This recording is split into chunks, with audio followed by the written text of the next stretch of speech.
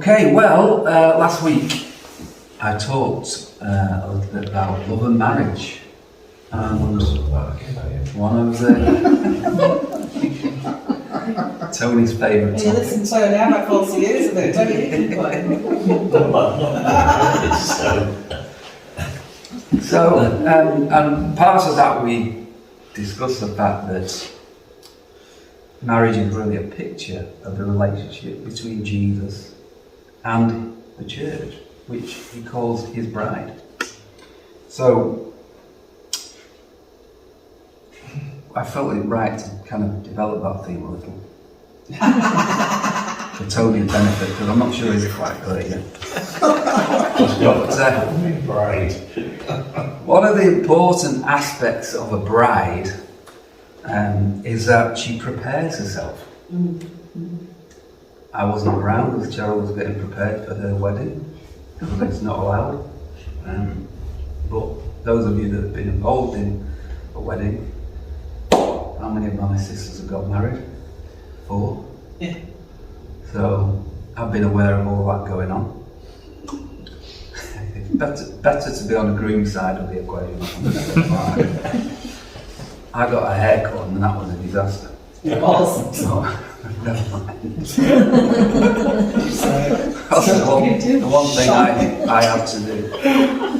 But brides We have to bear all things. generally take great care over, I'll bring pictures next time here to prove it.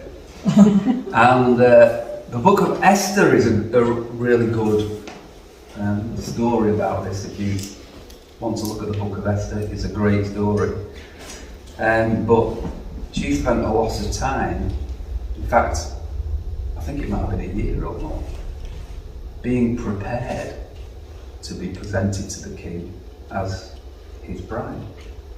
But I'm not going to go through the book of Esther this morning. I just recommend that you read it if you've never read it, or even if you have, it's well worth going through again, because it's about deliverance. But as we are the bride of Christ, it's important that we maintain that status of being ready, if you like.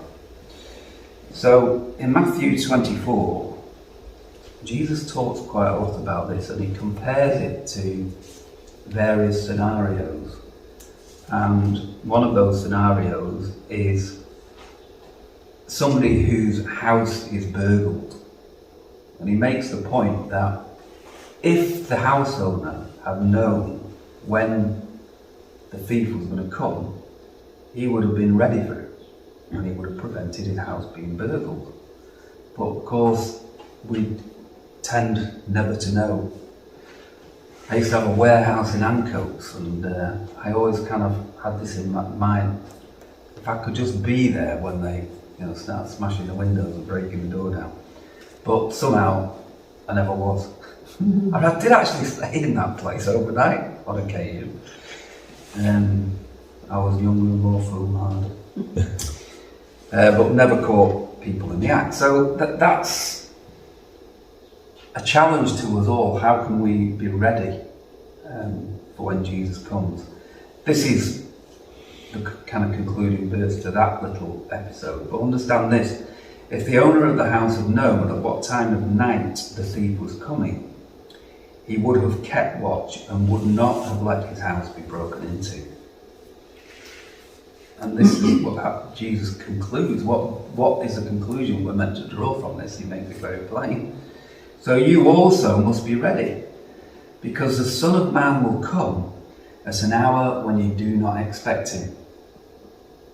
So that's a massive challenge, because no matter how many times I would go down to that warehouse and stake it out for the night, it didn't happen. And then on the night it did happen, You weren't there. I wasn't there. That's the way it goes. But Jesus is saying, for us, we need to be there every single night, every day and every night. We need to be ready for him, because otherwise we'll be caught unawares. And that is not a good plan. So the other, another example that he uses is what we tend to call the parable of the talents, which is quite useful for us because we can say, well, it's referring to our talents. Actually, it isn't. It's talking about money. So, sorry about that. So Matthew 25, 14 to 30.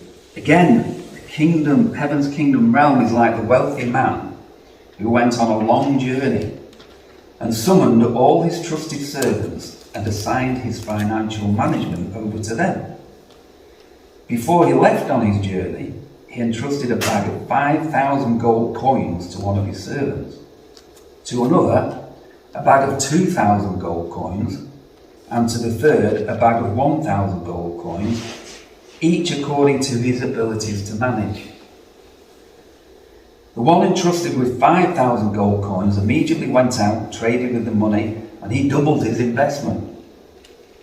In the same one, the one who was entrusted with 2,000 gold coins traded with the sum and likewise doubled his investment. But the one who had been entrusted with 1,000 gold coins dug a hole in the ground and buried his master's money. After much time had passed, the master returned to settle accounts with his servants. The one who was entrusted with 5,000 gold coins came and brought 10,000, saying, "See, I've doubled your money." Commending his servant, the master replied, "You have done well and proven yourself to be my loyal and trustworthy servant. Because you have been a faithful steward to manage a small sum." 5,000 gold coins, it's a small sum. Because you've been a faithful steward to manage a small sum, now I will put you in charge of much, much more. You will experience the delight of your master, who will say to you, "Come, celebrate with me." Then the one who had been entrusted with 2,000 gold coins came in and said, "See, my master, I have doubled what you have entrusted to me." Commending his servant, the master replied, "You have done well and proven yourself to be my loyal and trustworthy servant. Because you were faithful to manage a small sum, now I will put you in charge of much, much more. You will experience the delight of your master, who will say to you, 'Come, celebrate with me.'" Then the one who had been entrusted with 1,000 gold coins came to his master and said, "Look, sir, I know that you are a hard man to please, and you are a shrewd and ruthless businessman who grows rich on the backs of others. I was afraid of you, so I went and hid your money and buried it in the ground. But here it is, take it, it's yours." Angered by what he heard, the master said to him, "You are an untrustworthy and lazy servant. If you knew I was a shrewd and ruthless businessman who always makes a profit, why didn't you deposit my money in the bank? Then I would have received it all back with interest when I returned. But because you were unfaithful, I will take the 1,000 gold coins and give them to the one who has 10,000. For the one who has will be given more until he overflows with abundance, and the one with hardly anything, even what little he has will be taken from him." Then the master said to his other servants, "Now throw that good-for-nothing servant far away from me into the outer darkness, where there will be great misery and anguish."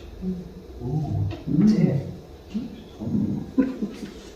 So, he is talking about money, but I do think he's using it as a metaphor for using what we have, and maybe we can say, using our talents, using our gifts. Because everything that we have is from him in the first place, including our monetary assets as well. The jobs that we have, I believe they're a gift from him. And we need to steward everything that we have with that in mind. It's not what we have, the gifts we have, yes, are to bless us now, but more importantly, they're to train us to be able to steward the kingdom of heaven itself. So, to kind of take it away from the financial side, I'll use this as as summing that up. In Galatians, Paul says this: let us not become weary in doing good. Doing good is doing good. How would you define it? It doesn't just mean doing good deeds for other people. It means doing the good things, like sharing the good news about Jesus, like helping out at Hope Central, or helping out in the community. It's doing good. You know, it's a very broad brush thing, doing good. Let's not become weary in doing good.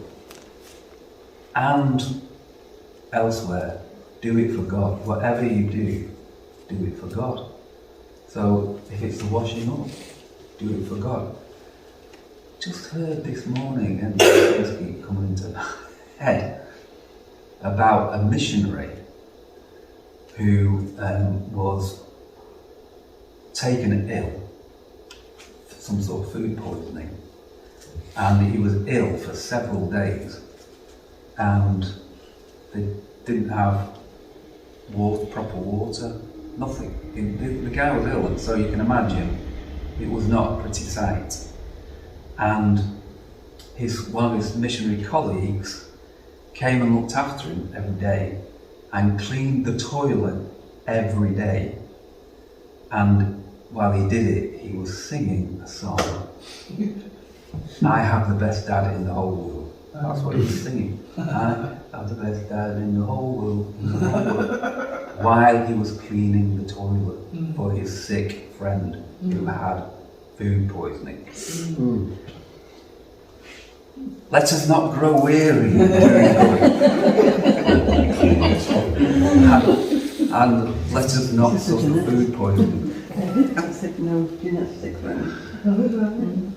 So, the whole point of these things that Jesus is talking about is be prepared, be ready. That's our mission statement, in a way, is just be prepared. It's a scout, isn't it, that? So it's easy to prepare when you're in the bath. Of course it could. I wouldn't worry about it. What do they do? Dip something. Be prepared. So, how do we be prepared? Because it's all well and good to say, be prepared, but what does that mean? Well, yes, it's to continue going about doing good and doing everything as if for God. But I think this example, example that Jesus uses, this illustration that Jesus uses, is perhaps the most telling of them all, which is the parable about 10 virgins. So at the time my coming draws near, he said, heaven's kingdom realm can be compared to 10 maidens who took their oil lamps and went outside to meet the bridegroom and his bride. So we're back in the analogy of a wedding, but these are more like bridesmaids in this context. 5 of them were foolish and ill-prepared, for they took no extra oil for their lamps. 5 of them were wise and sensible, for they took flasks of olive oil with their lamps. When the bridegroom didn't come when they expected, they all grew drowsy and fell asleep. Then suddenly, in the middle of the night, they were awakened by the shout, "Get up! The bridegroom is here! Come out and have an encounter with him." Wow. Have an encounter with the bridegroom. So all the girls got up and trimmed their lamps. But the foolish ones were running out of oil. So they said to the 5 wise ones, "Share your oil with us, because our lamps are going out." "We can't," they replied. "We don't have enough for all of us. You'll have to go and buy some for yourselves." While the 5 girls were out buying oil, the bridegroom appeared. Those who were ready and waiting were escorted inside with him, and the wedding party to enjoy the feast. And then the door was locked. Later, the 5 foolish girls came running up to the door and pleaded, "Lord, Lord, let us come in." But he called back, "Go away. Do I know you? I can assure you I don't even know you." That is the reason you should always stay awake and be alert, because you don't know the day or hour when the bridegroom will appear. Wow. Whoa. So this is the Passion Translation, which I think tells the story quite nicely. NIV says, therefore keep watch, because you do not know the day or the hour. How are we going to be prepared? We're going to have plenty of oil. And I believe that oil, the premium oil, is the oil of the Holy Spirit. You know, olive oil represents over and over the presence of the Holy Spirit. And how do we get that? We get that by being intimate with Him, by being in constant communion with Him. So we need to set aside our times, our special times of when we're going to draw particularly close, when we're going to be particularly focused on Him and experience that refreshing. You should know when your oil flask is being filled Overfilled. and running over. You should experience His presence. But if you don't know that, don't be dispirited about it. Keep doing it, because He is faithful and He is filling you up. When you decide to spend time with Him, to focus on Him, to read His Word, to speak to Him, which is just praying, that's just speaking to Him, and to think about Him, then He is faithful to pour into you. And my experience was that for a long time I wasn't aware that I was being filled, but as I continued to seek Him and I continued to be diligent, is one way of putting it, to pursue Him and His presence, there came a point where I knew I was being filled, and I experience that much more easily now. So another analogy is of the sponge. If the sponge is dry, it's difficult for it to absorb water. But if you persist in keeping that sponge underwater, it's not that long before it starts to soften.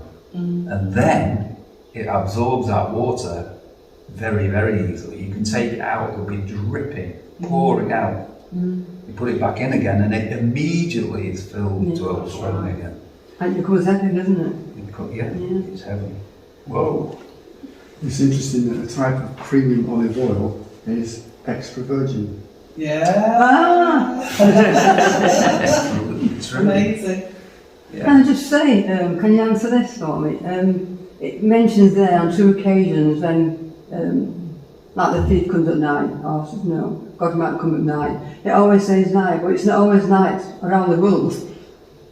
So it's because every eye will see Him. It just means. Does it mean for the media? Or, I think the analogy is at a time when you least expect it. So you don't expect people to turn up at night. Yeah. So they always catch you unawares when they turn up at night. I don't think it means that you have to stay awake every night. Unless you've got insomnia. Death comes to some people unexpectedly. Absolutely. Yeah. Heart attacks, Yeah. I can think of people, you know, that kind of thing. So Yeah. So I think that's what it's saying. You don't know when your life's going to end. that's When you true meet as the well. You Lord. don't know the hour. Always going to come. Yeah. Yeah. Keep watch, it says, doesn't it? Yeah, whether it is by passing from this life through death, through physical death, or whether it is the return of Jesus, none of us know when that moment is going to be that we meet Him. And so we need to be ready at every occasion, you know, throughout our life. It kind of puts the rug under that idea that, well, I do believe in God, but I'll wait until my deathbed to become a Christian because then I can enjoy the rest of my life. Which is crazy anyway, because I know from my own experience, life is way, way more enjoyable in relationship with God. Yeah. But it's also an extremely dangerous thing to do because nobody knows. No. You know, it can be at the hour we least expect it. So, let us be filled again. Is anybody more full than they want to be? No. Would anybody like more of the presence of God? And would anybody like to experience His presence more? To be more aware of His presence? One of the songs we sing has that refrain. Let us become more aware of His presence. Presence, yeah. It is very, very uplifting, encouraging, Refreshing. refreshing, yeah, to experience His presence. So, if you would like to stand, I would like to pray for you. And we've had all these analogies this morning. We've had bread and wine. We've had the vineyard, the grapes, being converted to wine. And we've had the oil. We just now need the wind of the Holy Spirit and the presence like a dove that descends and alights upon us.